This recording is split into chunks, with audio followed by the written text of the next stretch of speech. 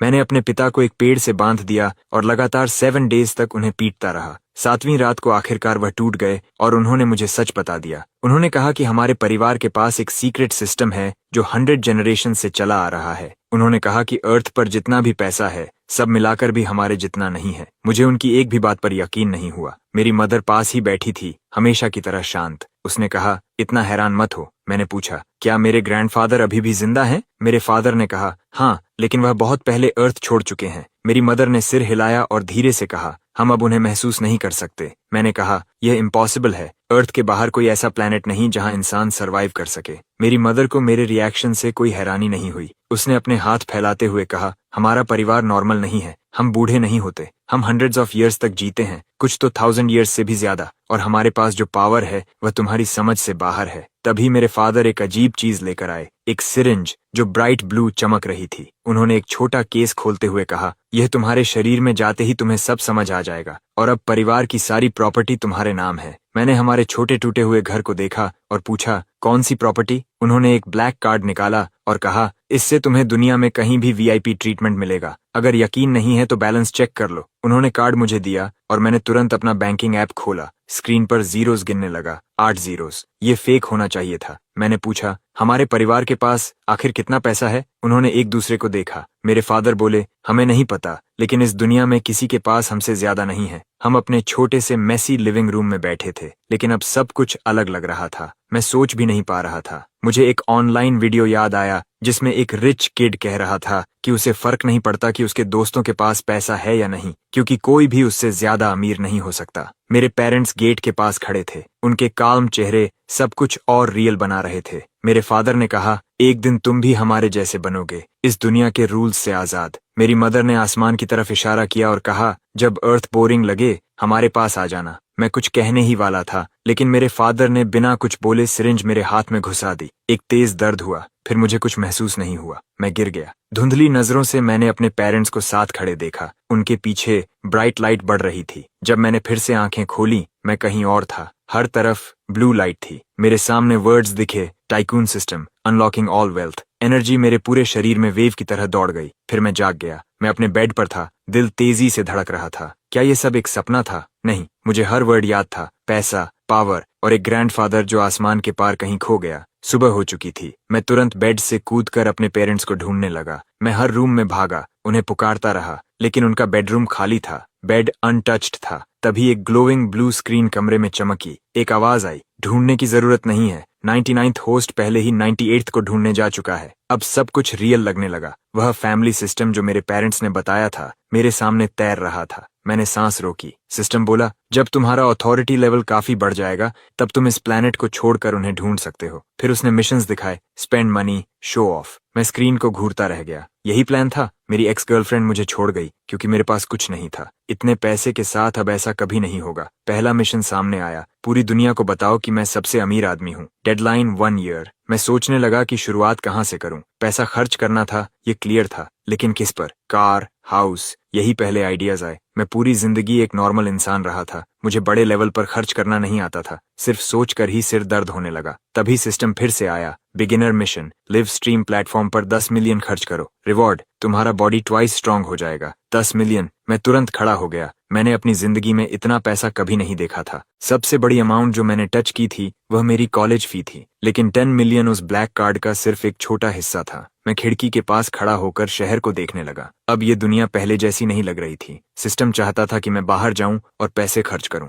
10 million कुछ भी नहीं है, सिस्टम ने कहा। हमारे बिजनेस हर सेकंड 20 मिलियन कमाते हैं। गोल्डन नंबर्स मेरे चारों तरफ हवा में भर गए। इतनी तेजी से बढ़ रहे थे कि मैं गिन भी नहीं पा रहा था। इस सिस्टम को बिल्कुल भी शर्म नहीं थी। उसने पूछा, तुम्हारी ड्रीम कार क्या है? मैंने बिना सोचे कहा, अपोलो सन गॉड। तुरंत मेरे कमरे के बीच में उस कार का गोल्डन होलोग्राम दिखाई देने लगा। 5 मिनट्स बाद मेरा फोन बजा। मैंने उठाया। दूसरी तरफ एक अनजान आवाज थी। क्या आप मिस्टर चैन हैं? हमने आपके लिए एक कस्टम स्पोर्ट्स कार तैयार की है, उसने कहा। हम डिलीवरी अरेंज करने के लिए कॉल कर रहे हैं। मैं फ्रीज हो गया। मैंने कभी कोई ऑर्डर नहीं दिया था। मैंने तो बस नाम बोला था। क्या सिस्टम ने खुद ऑर्डर कर दिया? ये कैसे पॉसिबल था? मैं बेड पर बैठकर फोन को घूरता रहा। वह आदमी अब भी बोल रहा था, custom design, smart controls, best features. उसकी आवाज काल्म और प्रोफेशनल थी। हम इसे 2 वीक्स में डिलीवर कर देंगे, उसने कहा। मैंने कहा, जब रेडी हो जाए तो कांटेक्ट करना। उसने जवाब दिया, आपकी सेवा करना हमारे लिए सम्मान है। मुझे अभी भी लग रहा था जैसे मैं सपना देख रहा हूँ, लेकिन कुछ तो गलत था। ऐसी कार्स को बनाने में नॉर्मली 6 मंथ्स या 1 ईयर लगता है, तो मेरी 2 वीक्स में कैसे रेडी हो गई? सिस्टम ने जवाब दिया, मैं हर मेजर स्पोर्ट्स कार कंपनी का 70% ओनर हूँ और उनका 90% प्रॉफिट मेरे पास आता है। कौन तुम्हें वेट करवाने की हिम्मत करेगा? मैं चुप रह गया। क्या मैं सच में उन सब कंपनीज का बॉस था? फेरारी,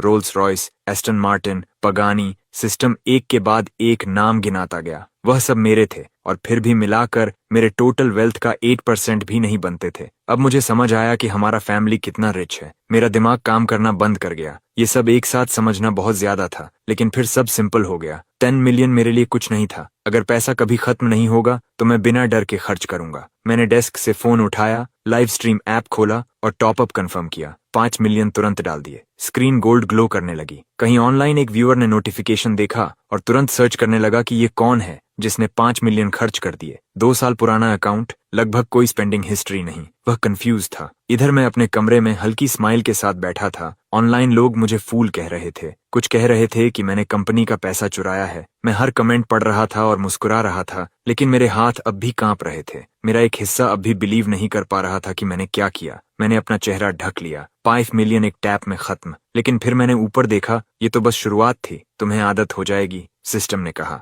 मैंने सिर पकड़कर साई किया। सब कुछ बहुत तेजी से बदल गया था, लेकिन समर ब्रेक था और मुझे कहीं जाना नहीं था। आदत से मैंने एक गेमिंग स्ट्रीम खोली, मेरे फेवरेट स्ट्रीमर टीचर पू की। वह कॉमेडी गेमिंग कंटेंट करता था और मैं उसे महीनों से देख रहा था। पहले मैं उसे सिर्फ फ्री गिफ्ट्स देता था, लेकिन आज सब बदलने वाला था। मैंने एक साथ लगभग 8000 पैंडा गिफ्ट्स भेज दिए, 500,000 के। मैं आर्म्स क्रॉस करके पीछे लीन हो गया। अब पैसे खर्च करना डरावना नहीं लग रहा था। उसके स्ट्रीम पर टीचर पू अपनी सीट से लगभग कूद गया। चैट इतनी तेजी से चल रही थी कि बस कलर्स ही कलर्स दिख रहे थे। व्यूअर्स पागल हो गए थे, ये रिच आदमी आया कहां से? मैं हाथ जोड़कर बैठा केओस देख रहा था। यह किसी गेम से भी ज्यादा मजेदार था। दूसरी तरफ टीचर पू खुद को संभाल कर चेयर पर बैठा। उसने पहले भी बिग स्पेंडर्स देखे थे, लेकिन इतना नहीं। वह स्क्रीन को घूर रहा था। उसे यकीन नहीं हो रहा था। थैंक यू बॉस, उसने माइक में चिल्लाया। 8000 पैंडास, ये इंसेन है। अभी आपको मॉडरेटर बनाता हूँ, वह हंसते हुए बोला। हम साथ में गेम्स खेल सकते हैं। मुझे चैट पर ऐड करो भाई। थोड़ी देर बाद मेरे अकाउंट पर मॉडरेटर बैज आ गया। मैंने बिना सोचे उसे कांटेक्ट भेज दिया। मैंने मैसेज किया, शायद कभी तुम्हारे सिटी आकर तुम्हें डिनर खिलाऊंगा, लेकिन अभी मैं दूसरे रूम्स चेक करना चाहता हूँ। फिर मैंने एक और स्ट्रीम खोली और 1000 पेंडास और भेज दिए। मैं पीछे बैठ गया, ठुड्डी हाथ पर टिकाकर। अब स्पेंडिंग का डर पूरी तरह खत्म हो चुका था। मैंने अपनी फॉलो लिस्ट खोली और अगला टारगेट देखने लगा। एक और स्ट्रीमर ऑनलाइन थी, एक लड़की जिसका नाम सिन्यू था। वह हर रात पियानो बजाती और गाती थी। वह अपने ग्रैंड पियानो पर बैठी थी। उसके पीछे खिड़की से वार्म लाइट आ रही थी। मैंने आंखें बंद की और उसकी आवाज सुनी। उसकी आवाज ने बाकी सब कुछ गायब कर दिया, लेकिन उसके रूम की चैट बिल्कुल शांत नहीं थी। ये उसके फैंस की वजह से नहीं था।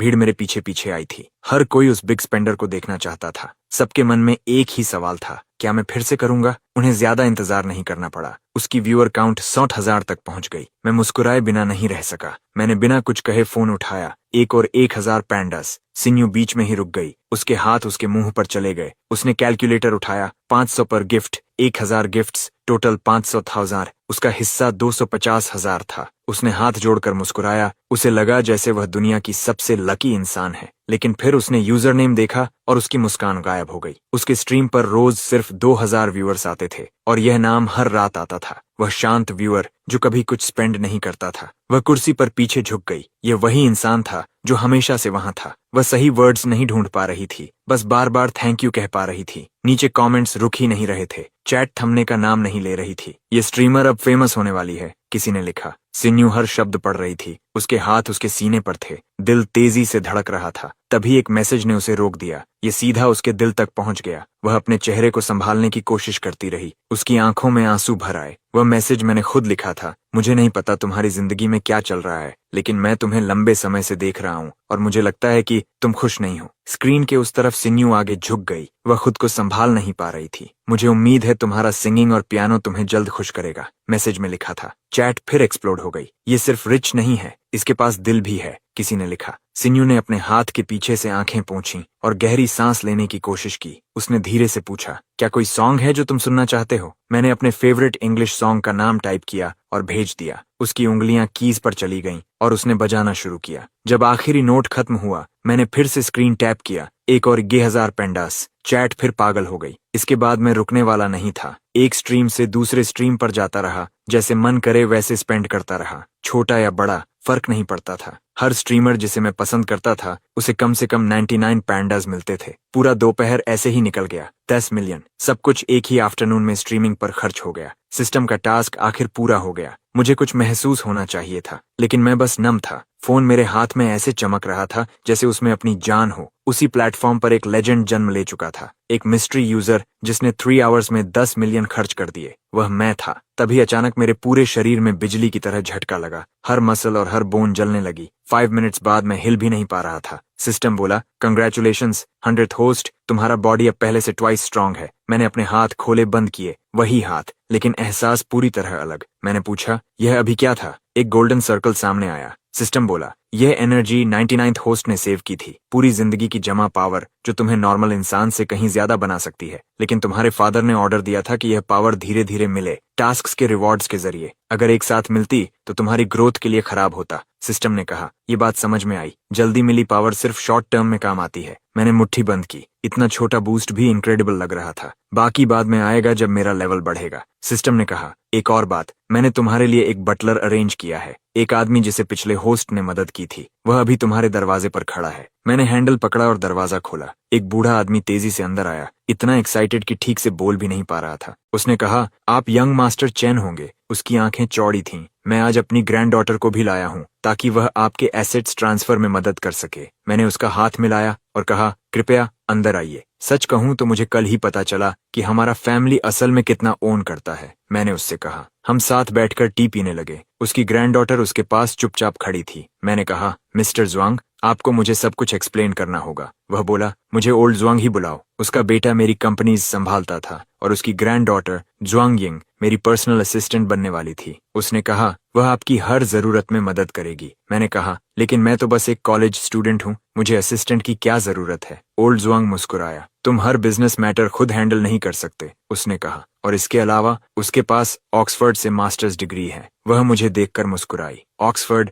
बिजनेस मैनेजमेंट बुरा नहीं था। उसकी बात सही थी। मुझे अपने ही पैसे के बारे में कुछ नहीं पता था। अगर मैं कल कैश खत्म कर दूं तो मैं कुछ नहीं कर पाऊंगा। मैंने मान लिया कि उसे साथ रखना सही रहेगा। सब सेटल होने के बाद ओल्ड जोंग चला गया। मैं बैल्कनी पर गया और रेलिंग पर झुक गया। उसकी कार रोल्स रॉयस थी। ड्राइवर दरवाजे के पास खड़ा था। हुड पर गोल्डन फिगर सनलाइट में चमक रही थी। Rolls Royce, private driver, formal suit. ये आदमी बहुत वेल्थी था। फिर भी वह सिर्फ मेरे फैमिली का मैनेजर था। वह भी सिर्फ मेरे ग्रैंडफादर की फॉर्च्यून का छोटा हिस्सा संभालता था। उसके जाने के बाद मैं और ज्वांग यिंग कुछ देर चुप बैठे रहे। वह मुझे ध्यान से देख रही थी, जैसे समझ रही हो कि मैं कैसा इंसान हूँ। लेकिन एक छोटे कमरे में एक लड़का और लड़की अकेले बैठे हों तो थोड़ा ऑकवर्ड होता है। उसने ही साइलेंस तोड़ा। क्यों ना आप कहीं नया मूव करें? उसने कहा, यह जगह आपके लिए बहुत छोटी है। मैंने कमरे के पुराने वॉल्स और छोटे बेड को देखा। वह सही थी। उसने कहा, आपके पास हर मेजर सिटी में प्रॉपर्टी है। आप कहाँ रहना चाहेंगे? मेरी आंखें चौड़ी हो गईं। मैं चेयर पर पीछे झुक गया। इतना तो देश का सबसे रिच आदमी भी ओन नहीं करता होगा। मैंने कहा, जांगनन यूनिवर्सिटी के पास, मैं वहां पढ़ने वाला हूँ। ज्वांग यिंग ने तुरंत बैग से टैबलेट निकाला और तेजी से सर्च करने लगी। कुछ ही सेकंड्स में रिजल्ट्स भर गए। Dozens of listings. मैं स्क्रीन की तरफ झुका। उसने एक जगह दिखाते हुए कहा, यह मिल गया। जांगनान यूनिवर्सिटी से 3.5 किलोमीटर दूर, private villa area, European architect द्वारा डिजाइन। मैं पानी पी रहा था जब उसने कहा, 1600 स्क्वायर मीटर से ज्यादा, टोटल वैल्यू 280 मिलियन। मैं इतना जोर से खांसा कि टेबल पर झुक गया। एक घर के लिए 280 मिलियन। मैंने कहा, मतलब 180,000 पर स्क्वायर मीटर? ज्वांग यिंग मुस्कुराई। उसे मेरा रिएक्शन मजेदार लग रहा था। उसने कहा, अगर आप देखना चाहें तो अभी चल सकते हैं। मैंने तुरंत कहा, चलते हैं। मुझे सोचने की जरूरत ही नहीं थी। मैंने कमरे को आखिरी बार देखा। बस एक चीज लेनी थी, एक फोटो जिसमें मैं और मेरे पेरेंट्स साथ मुस्कुरा रहे थे। मैं उसे हाथ में लेकर दरवाजे की तरफ चला। डोरवे पर रुककर पीछे देखा। दिल खाली सा लग रहा था। 20 साल इस जगह में बिताए और अब एक पल में सब छोड़कर जा रहा था। ज्वांग यिंग ने तुरंत नोटिस किया। उसने कहा, मैं किसी को यहाँ रेगुलरली क्लीन करने भेज दूंगी। आप कभी भी वापस आ सकते हैं। मैंने सिर हिलाया। उस समय मेरी आवाज नहीं निकल रही थी। उसने झुककर नमस्कार किया और मुझे बाहर ले गई। हम दोनों नीचे आए और पार्किंग एरिया की तरफ चले। जैसे ही ज्वांग यिंग ने बाहर खड़ी पोर्शे देखी, वह रुक गई। उसने पूछा, आप सच में यह ड्राइव करते हैं? वह मेरी कार को ऐसे देख रही थी जैसे कोई बेकार चीज हो। जब मेरे फादर ने पहली बार फैमिली के बारे में बताया था, मुझे लगा था ये कार रेंटेड है। लेकिन उसके एक्सप्रेशन से लग रहा था कि इसे ओन करना भी एम्बैरेसिंग है। उसने कहा, मैंने आपके लिए ऑलरेडी एक कस्टम स्पोर्ट्स कार ऑर्डर कर दी है, 2 वीक्स में आ जाएगी। मैंने कहा, ड्राइवर की जरूरत नहीं है, लोग मुझे रोड किंग कहते थे। वह बस मुझे घूरती रह गई। जैसे ही ये शब्द मेरे मुंह से निकले, मुझे तुरंत पछतावा हुआ। मैंने अपनी जिंदगी में मुश्किल से ही गाड़ी चलाई थी, लेकिन जैसे ही मैं स्टीयरिंग के पीछे बैठा, मुझे कुछ अलग महसूस हुआ। मेरा बॉडी अभी अभी डबल हुआ था। स्टीयरिंग पर मेरी पकड़ स्टेडी थी, मेरी नजरें शार्प थीं और मेरे रिएक्शंस पहले से कहीं तेज थे।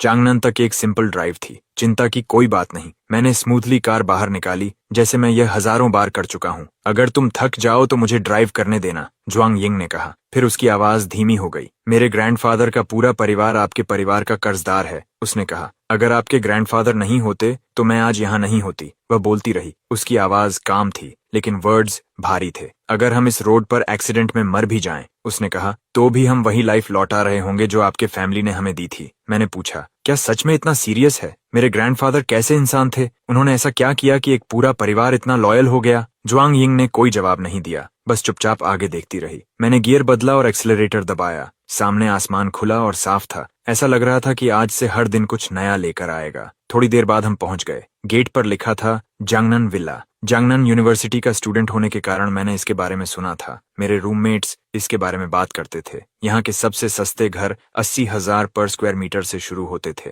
हम कार से उतरे और मेन बिल्डिंग की तरफ चले। सबसे छोटा विला भी 200 स्क्वायर मीटर्स का था। इतना पैसा तो लोग पूरी जिंदगी में भी नहीं कमा पाते। अंदर का लॉबी एक 5 स्टार होटल जैसा था और अब मैं पूरे कॉम्प्लेक्स का सबसे बड़ा विला ओन करता था। ज्वांग यिंग मुझे सर्विस सेंटर ले गई। ये हाई एंड कैफे जैसा है, उसने कहा। यहाँ सब कुछ ओनर्स के लिए फ्री है। फ्रंट डेस्क पर बैठी लड़की मुस्कुराई। हेलो, मेरा नाम श्याओवेन है, मैं आपकी कैसे मदद कर सकती हूँ? ज्वांग यिंग आगे बढ़ी। हेलो, मैं मिस्टर चेन की प्राइवेट असिस्टेंट हूँ। हम विला नंबर 1 की कीज लेने आए हैं। श्याओवेन का पेन लगभग गिर गया। वह शॉक में फ्रीज हो गई। विला नंबर 1 सालों पहले सेल हो चुका था, लेकिन कोई वहां रहने नहीं आया था। उसने जल्दी से खुद को संभाला और sweet smile the. Of course, हमें बस कुछ पेपर वर्क कंप्लीट करना है। ओनर का आईडी और प्रॉपर्टी डीड दिखाइए, उसने कहा। उसकी नजरें मेरे और ज्वांग यिंग के बीच घूम रही थीं। वह समझने की कोशिश कर रही थी कि ओनर कौन है। उसने एक पल के लिए मुझे देखा, फिर नजर हटा ली। उसके दिमाग में ओनर कोई मिडिल एज्ड बिजनेसमैन था, मैं नहीं। ज्वांग यिंग ने मेरी तरफ देखा। प्रॉपर्टी डीड ढूंढो, डिलीवर हो चुका होगा। शाओवेन ने फोन उठाया और चेक किया। पैकेज 1 घंटे पहले आ चुका था, लेकिन सील होने की वजह से किसी ने उसे खोला नहीं था। Black package red wax seal के साथ काउंटर पर रखा था। एक स्टाफ मेंबर उसे केयरफुली लेकर आया। हमें ओनर का आईडी भी चाहिए, शाओवेन ने कहा। मैंने बैग से अपना आईडी निकाला और काउंटर पर रख दिया। यह काम सिर्फ मैं ही कर सकता था। जैसे ही ज्वांग यिंग ने यंग मास्टर कहा, फ्रंट डेस्क की सभी लड़कियों का एक्सप्रेशन बदल गया। उन्होंने पहले ही मान लिया था कि मैं ओनर नहीं हो सकता, लेकिन अब उन्हें अपनी गलती समझ आ गई। पेपर वर्क पूरा होने के बाद हमें प्राइवेट लाउंज में ले जाया गया। पीछे बार लगा हुआ था। ज्वांग यिंग मेरे पास खड़ी थी और हल्की मुस्कान के साथ बोली, welcome to the VVVIP room. फिर वह थोड़ा झुककर मेरे करीब आई और धीरे से बोली, यंग मास्टर चेन, मैं आपको प्रॉमिस करती हूँ, फ्रंट डेस्क की कोई भी लड़की आज रात आपके साथ आना चाहेगी। क्या मैं अरेंज करूं? मैं पूरी तरह ऑकवर्ड हो गया। मेरी एक्स गर्लफ्रेंड के साथ 2.5 साल होने के बावजूद मैंने उससे ज्यादा कुछ नहीं किया था सिवाय हाथ पकड़ने के। मैं अभी भी पूरी तरह इनोसेंट था। ऐसी टीजिंग सीधा मेरे दिमाग पर हिट कर रही थी।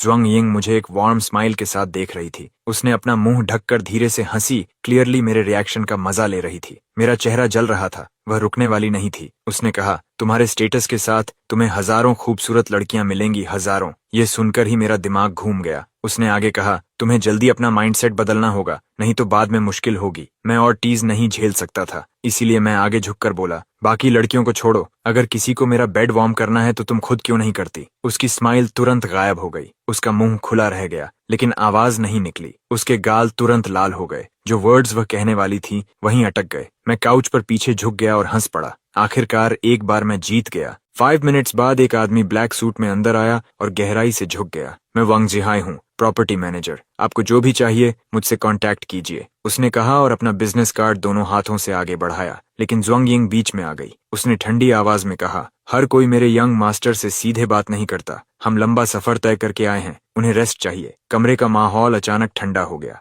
वांग जिहाई तुरंत समझ गया कि वह ज्यादा ईगर हो गया था। शायद मैं फ्रेंडली लग रहा था, लेकिन ज्वांग यिंग ऐसी नहीं थी जो किसी को पास आने दे। उसने फिर कहा, कृपया मेरी कार से विला चलिए, अभी थोड़ा दूर है। ज्वांग यिंग ने सिर हिलाया, नहीं, हम खुद ड्राइव करेंगे, आप रास्ता दिखाइए। मैं खड़ा हुआ, जैकेट सीधा किया। अब इस जगह को देखने का समय था। वांग जिहाई थोड़ा उदास दिखा, लेकिन उसके पास कोई ऑप्शन नहीं था। प्लीज फॉलो मी, उसने कहा और आगे चल दिया। उसकी कार एक मेबाच थी, करीब 3 मिलियन युएन की, लेकिन जब उसने पार्किंग में मेरी पोर्शे देखी तो वह कंफ्यूज्ड हो गया। विला नंबर 1 के ओनर के लिए यह कार बहुत सिंपल लग रही थी। मैंने भी अपनी पोर्शे को देखा। ज़ुआंग सही थी, नई कार जरूरी थी। दोनों कार्स एक के पीछे एक चल पड़ी। विला नंबर 1 तक जाने के लिए एक प्राइवेट रोड थी, अपना गार्ड भी था, और फिर मैंने उसे देखा। फाउंटेन के पीछे खड़ा विला पूरी तरह रोशनी में नहाया हुआ, जैसे कोई छोटा शहर हो। मुझे लगा था मैं तैयार हूँ, मैं नहीं था। मेरे हाथ स्टीयरिंग पर और कस गए। यह हाउस नहीं था, मैंशन भी नहीं, इसे पैलेस कहना गलत नहीं होगा। मैंने कार पार्क की और बस उसे देखता रह गया। ज़ुआंग यिंग मेरे पास खड़ी मुस्कुरा रही थी, जैसे उसे पता हो मैं अंदर जाना चाहता हूँ। वांग जिहाई ने कीज और डॉक्यूमेंट्स उसे दिए, झुककर चला गया। उसके जाने के बाद मैंने पूछा, तुम उसके साथ इतनी कोल्ड क्यों थी? उसने डोर पर हाथ रखा और सीरियस होकर बोली, उस जैसे लोग सिर्फ इसलिए बात करते हैं क्योंकि तुम्हारे पास पैसा है। मैंने उसकी आंखों में ग्रीड देखी। उसने कहा, ऐसे लोग तुम्हारे टाइम के लायक नहीं होते। मैंने धीरे से सिर हिलाया। उसकी बात में कुछ ऐसा था जो दिल में बैठ गया। इस दुनिया के बारे में मुझे अभी बहुत कुछ सीखना था, लेकिन कम से कम मैं अकेला नहीं था। हम अंदर गए। सबसे पहले जो मैंने देखा वह एक क्रिस्टल शैंडलियर था, जो एक छोटे कमरे जितना बड़ा था। फ्लोर टाइल्स इतने क्लीन और चमकदार थे कि मुझे उन पर कदम रखने में डर लग रहा था। ज़ुआंग यिंग ने कहा, ये टाइल्स कस्टम मेड हैं। हर टाइल के ऊपर क्रिस्टल लेयर है। हर टाइल की कीमत करीब 5,000 युएन है। 5,000 पर टाइल, मतलब 30,000 पर स्क्वायर मीटर सिर्फ फ्लोर के लिए। शहर के अपार्टमेंट्स भी इतने महंगे नहीं होते। और यह तो सिर्फ फ्लोर था। फिर वह एंट्रेंस के पास एक ब्लू व्हाइट वास के पास रुकी। उसने कहा, ये तुम्हारे एंसेस्टर से चला आ रहा है। आज की कीमत में हर एक कम से कम 12 मिलियन युएन का है। मैंने उस वास को देखा। मेरे पैरों ने साथ छोड़ दिया। मैं जमीन पर गिर गया, हाथों के सहारे। पूरा हॉल मेरे सामने एक प्राइवेट म्यूजियम जैसा फैला हुआ था। हर वॉल पर पेंटिंग्स थीं, ग्लास के पीछे स्कल्पचर्स रखे थे। मेरे एंसेस्टर्स कितने अमीर थे। उन्होंने प्राइसलेस एंटीक्स को ऐसे ही फ्रंट डोर के पास सस्ता डेकोरेशन बनाकर छोड़ दिया था। मैंने अपने सीने पर हाथ रखा। ये सिर्फ एंट्रेंस नहीं है, ज़ुआंग यिंग ने अंदर की तरफ इशारा करते हुए कहा। मैं हॉल पार करके दौड़ा और रुक गया। गोल्डन फ्रेम में स्टारी नाइट टंगी थी, वैन गॉग की असली पेंटिंग। नीचे कॉर्नर में गोल्ड पेंट से एक वर्ड लिखा था, विंसेंट। मेरी आंखें चौड़ी हो गईं। ये सच नहीं हो सकता था। उसके नीचे डच में लिखा था, thanks to my Chinese friend, और खुद विंसेंट वैन गॉग का सिग्नेचर था। वैन गॉग ने यह पेंटिंग मेरे एंसेस्टर को गिफ्ट की थी। मैंने माथे पर हाथ रखा और सांस लेने की कोशिश की, लेकिन कुछ महसूस ही नहीं हो रहा था। मैं पूरी तरह नम हो गया था। तभी एक ब्लू लाइट मेरे पास आई, सिस्टम का मैसेज।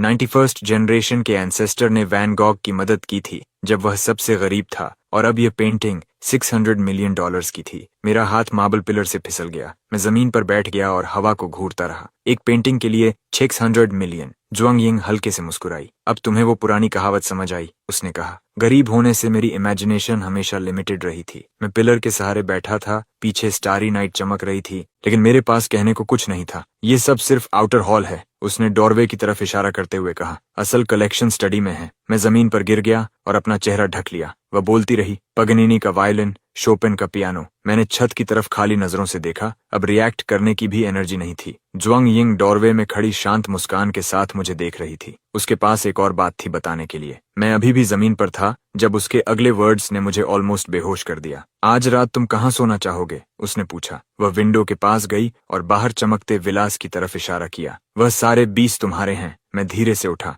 मैं कोई खाली वाला चुन लूंगा। उसने सिर हिलाया। कुछ भी चाहिए हो तो कॉल करना। मैं फिर से फ्लोर पर लेट गया। मेरा दिमाग ब्रेक चाहता था। रुको, मैंने खुद को उठाते हुए कहा। क्या यह पूरा एरिया मेरा है? उसने काल्मली कहा। 300 स्क्वायर मीटर से छोटे हाउसेस तुम्हारे नहीं हैं। वे लो क्वालिटी हैं। 300 स्क्वायर मीटर्स लो क्वालिटी? मेरा चेहरा ट्विच करने लगा। उसने मुंह ढककर हंसी। बड़े हाउसेस तुम्हारे सर्विस टीम के लिए हैं, क्लीनर्स, डॉक्टर्स, बाकी स्टाफ, टोटल 200 से ज्यादा लोग। फिर वह मुड़कर चली गई। मैं काउच पर बैठकर उसे जाते हुए देखता रहा। उसके जाते ही मैंने खुद को जोर से थप्पड़ मारा। गाल में जलन हुई, शार्प और रियल। ये सपना नहीं था। ये ग्रैंड हॉल, ये पेंटिंग्स, ये $1 बिलियन एंटीक्स, सब मेरे थे। तभी मेरा पेट गुर्राया। इतनी वेल्थ, और मैंने घंटों से कुछ खाया नहीं था। मेरी नजर कॉफी टेबल पर गई। वहां सैटेलाइट फोन रखा था। मैंने उठाया। हेड शेफ का नंबर ऑलरेडी सेव था। मैंने तुरंत डायल किया। कुछ खाने को बना सकते हैं? मैंने पूछा। यंग मास्टर, हेलो, आवाज आई। आप क्या खाना चाहेंगे? हम कुछ भी बना सकते हैं।